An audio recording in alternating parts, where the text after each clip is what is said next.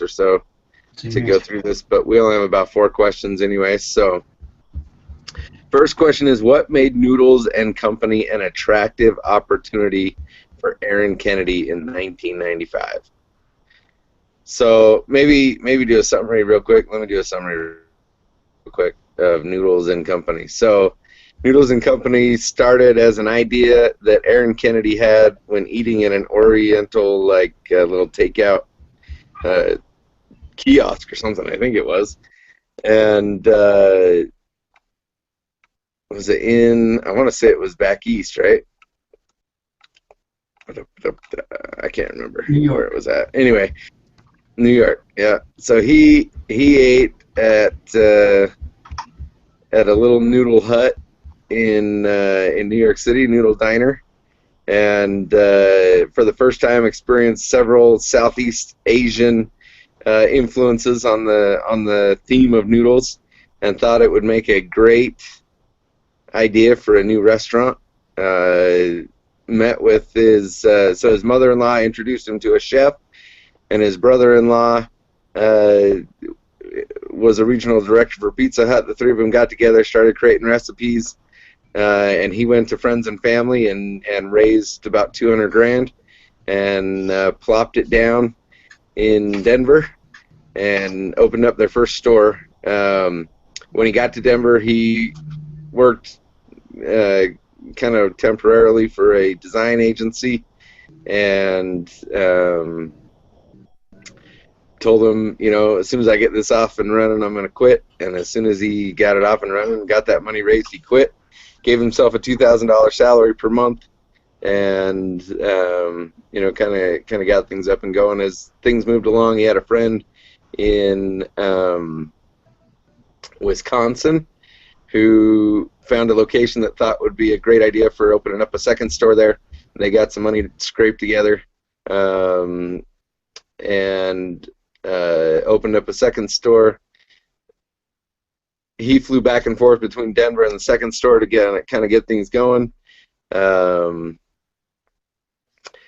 Things didn't go as well as they had originally thought they would or wanted them to, and between his friend in Wisconsin, the chef, Kamens is his last name, I can't remember his first name all of a sudden, but the three of them decided that they needed to make some changes based on a review that they got at the Wisconsin store and the lackluster sales they were having at both stores, and figured out what they needed to do. And they changed the menu, changed the motif of the locations, and started focusing more on the customer and what they wanted. And eventually they ended up with about 50 some odd stores, 58 company stores, and with a goal to reach 300 stores within the next 4 years, and have raised a crap load of money, $125 million in market capitalization. A lot of that raised through several rounds of venture funding. Well, actually, not venture funding, excuse me, of capital raising, all from wealthy individuals. They didn't use any VC firms or anything else like that. So, anything else anybody wants to add?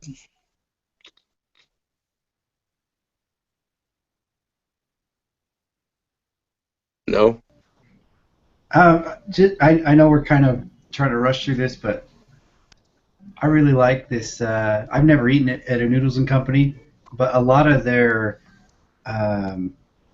mantra, one bowl, one noodle, one, I don't know what it was for sure. I forgot it already.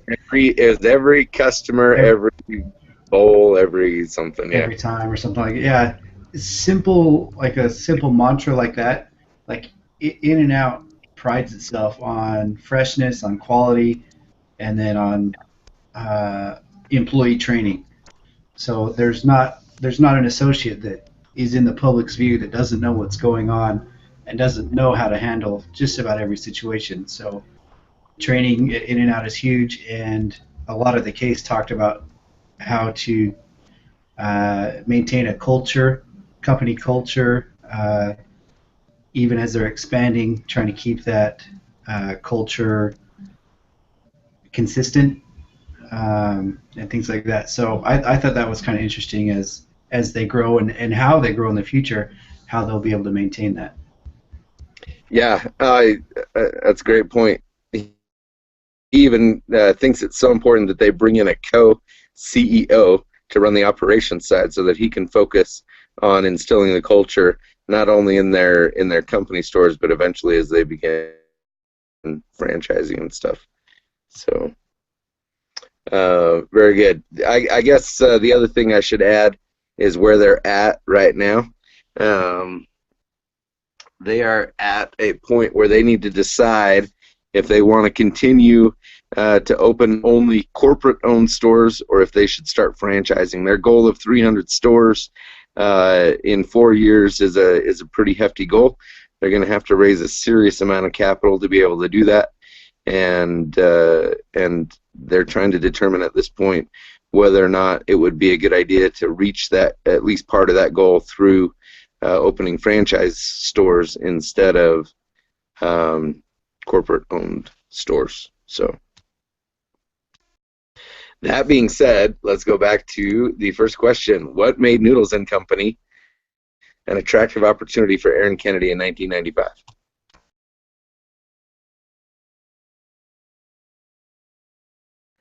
It filled a niche in the fast casual, which was kind of a growing market segment, and so I think that was probably the most attractive thing for it, was that it was a somewhat unfulfilled need in a growing market.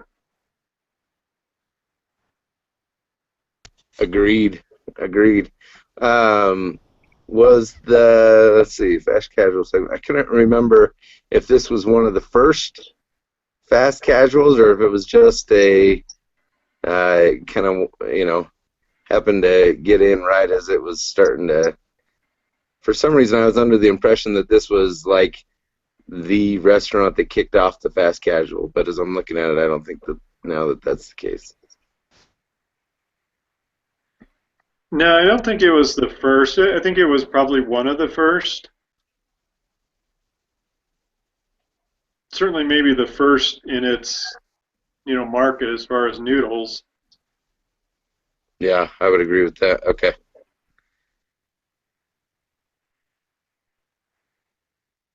Oh, yeah, looks like they got so the Payway, Boston Market, Chipotle, Pret A, Manger. Has anybody even heard of Pret A, Manger? Ever eaten at one? No, I've never even heard of that. What about Noodles and Company? Do you guys eat there? I have eaten at Noodles actually. Sounds good. So I used to eat there not a lot, but I'd eat there probably once a week after I first discovered it. But I haven't been back in about 5 years. oh yeah. Yeah, I heard mostly it was because kind of bland. it is kind of bland. Um, and well, the first time I ate there, I loved it. I thought it was amazing, and so I would go back fairly regularly. And I took my wife there, and we ate at one that had opened up by our house, and it wasn't nearly as good, and she didn't like it, and she's not that big a fan of noodles anyway, so we kind of stopped going. But Do you know if the one that opened up that wasn't as good, do you know if that was a company store or a franchise? I don't. But now I'm interested to find out. Yeah, that was one of my big concerns with franchises. I think that's one of the questions is, should they do company stores or franchise? I think I think you can fix the menu thing to have everything taste the same with your buying and your recipes. So I'm kind of wondering why one would not have as good a food as another, and whether that's just a regional thing that they can't get certain ingredients or something. But that seems to be fixable, but definitely an issue, because one of the things that they say with franchises is the consistency. McDonald's doesn't really taste that good, but at least you know kind of what you're getting each time you go to a McDonald's. Every time. Yeah, I mean, In fact, that was one of the questions I had about In-N-Out shakes. Are they using a different supplier at the stores up here in Utah or something? Because they, So their business model is kind of the hub and spoke. So you got a central location, Irvine, California, and In-N-Out can only grow according to their whatever family family business practices. One day's travel from Irvine. So how far a truck can drive loaded with beef or whatever from Irvine is how big they can grow. So they made it to Salt Lake, and that's kind of their region. That's kind of their outer limits there, I guess. Um, and I will say that they have another butcher shop and enough cattle in Texas, and that's their next hub, and they plan to make around 300 stores in the Texas area, and they don't, that's their next hub and spoke they kind don't, of right? plan. Family owned. Family owned. Yep. She's like 30 years old and she's a billionaire. I heard it was because of the bread, because they want to have the bread. They don't want to like give the recipe for their dough out to another baker, so they want to have Uh huh. it within a certain distance for their bakery. Yeah, yeah. So they make the bread every day. It's sponge dough bread, Yeah. like they used to make it in the 50s, and yeah, that same principle, Norman. That location, I think it's made in Irvine as well, and however far it can go. Controlling the consistency. Yeah, yeah, and that's yeah something that In-N-Out's done pretty well. And back to this Noodles and Company, I see huge advantages of staying privately owned. Food quality, food consistency, and Dean, I guess to answer your question, like the chocolate. So we sell like vanilla. It's real vanilla ice cream, but it comes in a jug, like a gallon jug, and it's Right. it's 33 degrees, so it's not frozen quite, because In-N-Out doesn't have freezers, but it's kept really cold. Um, and then there's just a bottle of syrup that they can kind of tune the mixture of chocolate syrup, and they add it to the vanilla ice cream. So Okay. the syrup's the same in the whole company, but probably the mixture can be fine tuned depending on the store. So maybe Got it. maybe they just have it off a little bit. Anyway, That makes sense. I need to say something to the manager then. do it. Tell them their chocolate shakes taste like vanilla. I'll do it. Anyway. Okay. Um, So yeah, let's talk about I mean, so we can talk about the history or what made Noodles an attractive opportunity for Aaron Kennedy in '95, and we can talk about what caused the company's early struggles. I think some value might be had in discussing the company's early struggles. Those are the first two questions, right? But then the third question is, what role should franchising play in the company's growth? And I think that's probably a more valuable discussion for this class, as well as the specific advantages and disadvantages of the franchising model for Noodles, including the financial, economic, and organizational consequences. So let's talk about franchising Noodles. Unless anybody has like anything in the early struggles that they think is pertinent to that discussion, or that they need to feel needs to be I, brought up. I just want to recognize that they addressed, or they found an issue. They had a little powwow about it, and each person was handed bullet points of, here's 16 things you need to work on. Here's 16 things you need to work on.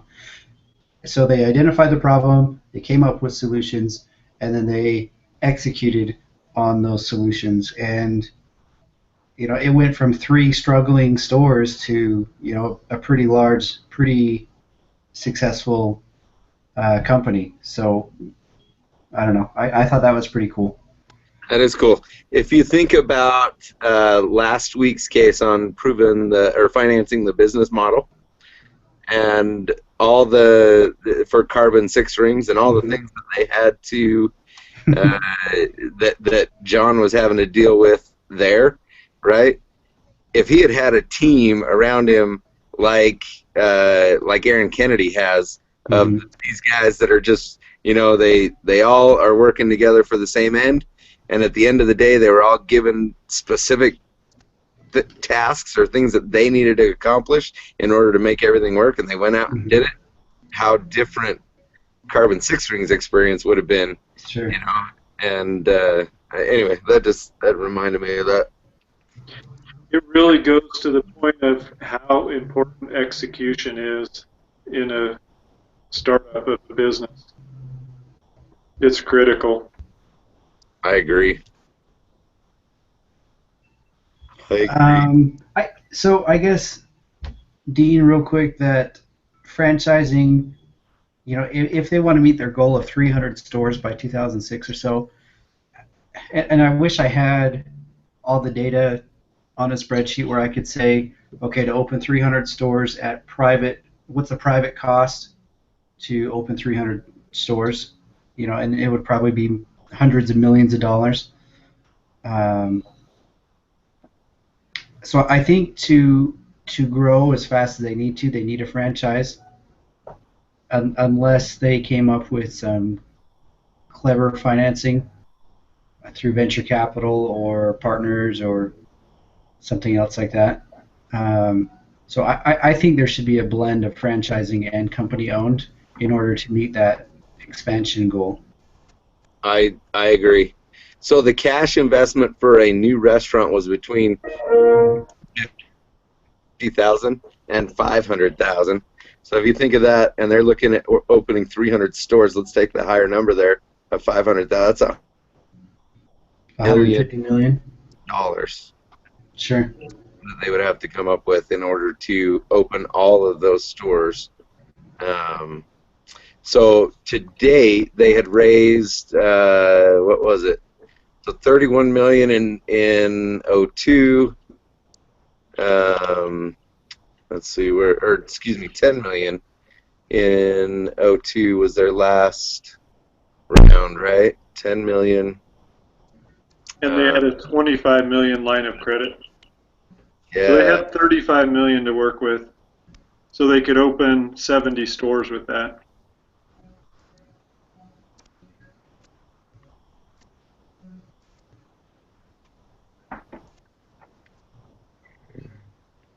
Let's see. 2 plus 3, 25. Jeez.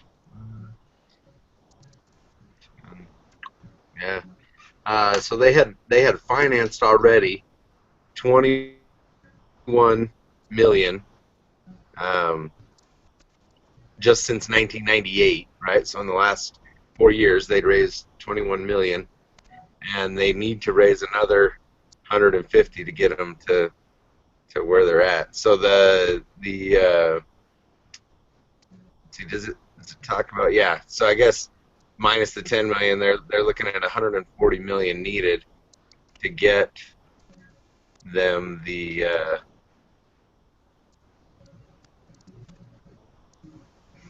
And that'll the probably three. be divvied up over 3 years or so. So maybe 50 million a year. Yeah,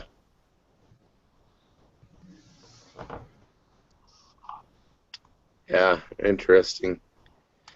So I mean that's a huge capital expense for them. It would be great to be able to do that and to control everything like we kind of talked about with In-N-Out. They're controlling the consistency, they're controlling the experience, right, of the customer, in the fact that they have the same bun whether they go to this In-N-Out or that Mm-hmm. In-N-Out. They have the same meat if they go to this In-N-Out or that In-N-Out. Mm-hmm.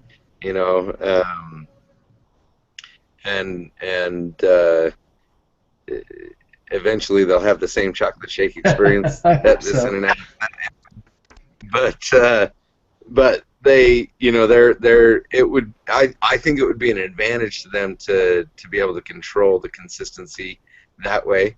But I think some of those things could be packaged into the franchising agreement, right? Absolutely. You have to buy from our suppliers. You have to do this. You have to do that. And in exchange, maybe we offer you some discounts by using our suppliers. That, you know, some of the discounts that we get for volume, we pass through to you as the franchisee or something. Mm-hmm.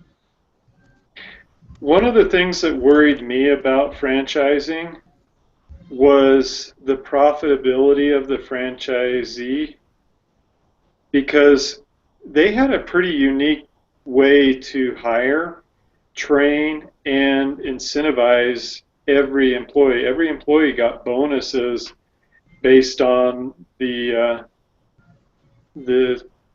mystery shopper. And you know, is that something corporate's going to provide? Are they going to go into all these franchise locations, do the mystery shopping, and you know, if they get a perfect score? I don't. I think it's going to be hard for a franchisee to really set up that culture. I mean, you usually just don't walk around the street recruiting people, which is what they did. And then they bring in their kind of star performers from another store to train people in the new location. I don't know, that just didn't seem like something that somebody else could duplicate in a franchise. Or at least it'd be really difficult. And if they didn't, they would see substantial lower amount of profit for their store. That's a good point. I didn't really ever think of that. In fact, I didn't think about the hiring process at all in determining whether franchising would be a good opportunity for them or not. I was thinking of it mostly as just a, you know, this is what it costs to open a store, and how can we offset those costs through the franchising model. But that's a great point. Yeah, it just seems like their model had a lot of very proprietary parts to it, like instead of having one general manager for the store, you know, they had four. So there was always a, you know, front end and a back end manager. And I just, because it's not typical, I think, you know, somebody that wants to buy a franchise, they may not be able to figure out how to make that model work. So I would be in favor of doing some franchising, but just like they did with their own stores, I think they should, you know, start with a couple of trial franchises close to their corporate headquarters, so that they can kind of work out these idiosyncrasies that they kind of have that makes this work, and you know, see if it works with the franchisee, and if an absentee owner or somebody can, you know, make it work. Another thing we got to think of is the idea of being first to market. If they grow organically and slowly, are they missing out on opportunity in areas where they're not going to be the first to market? You know, versus franchising and expanding and saturating, you know, the nation of Noodles and Company. So I think there is something to be said about being first to market and potential for success. And I think that can only be done through franchising. You know, Norman brings up great points on consistency and hiring techniques and things like that, but ultimately I think first to market would be one of my priorities. You know, to that point, Aaron, not only on market recognition and branding and those kinds of things, but it mentioned in the case, you know, real estate and employees, and by not being first to market in a particular area, you lose out on getting the best spots. and the best employees that would help make your company a success there. So I think that's a valid point too. Yeah, it's also the chicken before the egg argument too. If you're rushing to market to be first to market and you get there with a bad product or an inconsistent product, that's just thousands of more people who either get a bad impression of your product or just don't become customers. So you got That's to be careful to weigh the balance between being there good. I think to a point they have perfected enough that they could. I mean, they got horrible reviews from the Wisconsin store, and yet they still turned it around and became their most profitable store by the time they opened their fourth store or whatever it was. So that they had gotten horrible reviews there, and it took a little bit of a toll. But that was kind of when they sat down, figured out that they needed to do something different, started painting the place and changing the menu, and got things turned around. So I think, while I don't know, I mean, it is a delicate balancing act between the two of them, for sure. For sure. So, let's see. What about, so we've talked about organizational, well, we've kind of covered. I mean, so any other specific advantages or disadvantages? I mean, we've talked a little bit about the financial advantages there. They would have the advantage of not having to come up with all that capital, not having to raise the capital by franchising. Plus, it would provide an additional revenue source for corporate Noodles, right, through franchise fees and other things, by franchising out. And then I'm not sure what the difference between financial and economic advantages are.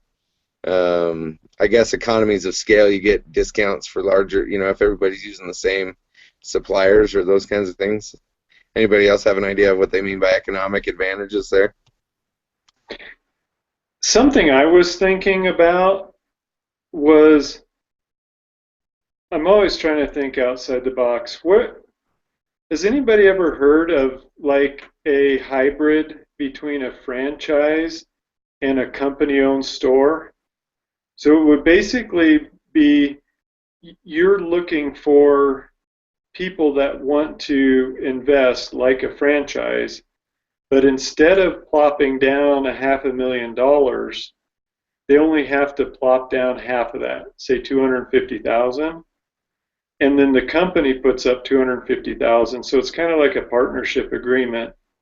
So then the company would have like 49% of it or 51% of it, and the investor would have like 49%.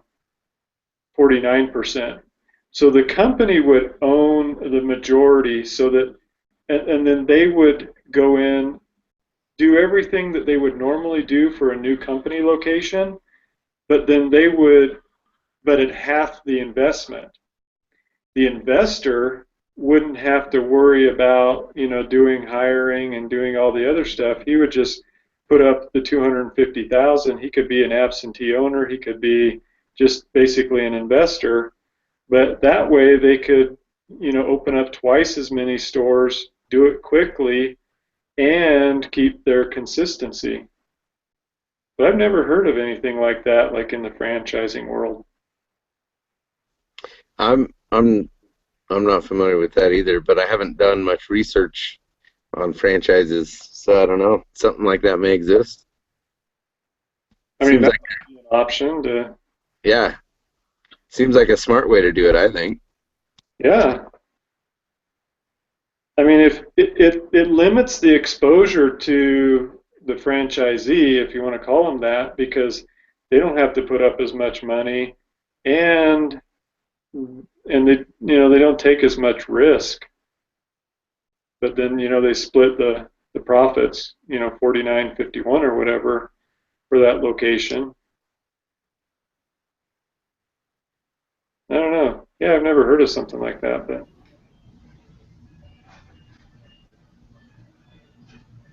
I think it's worth exploring. Yeah, I've got another group that's trying to get me to jump in their hangout, so I'm gonna bounce. You guys can finish up. Said I'll be gone next week, but I'll catch you guys later. Anyway, I think we've answered all the questions. So unless anybody else has anything else to add, I've got to get other homework too. So okay. Well, I'll email and post the links. awesome. Thanks, All right. everybody. Okay, Have a thanks, good one. guys. Have a great week, guys. See ya. All right. Bye.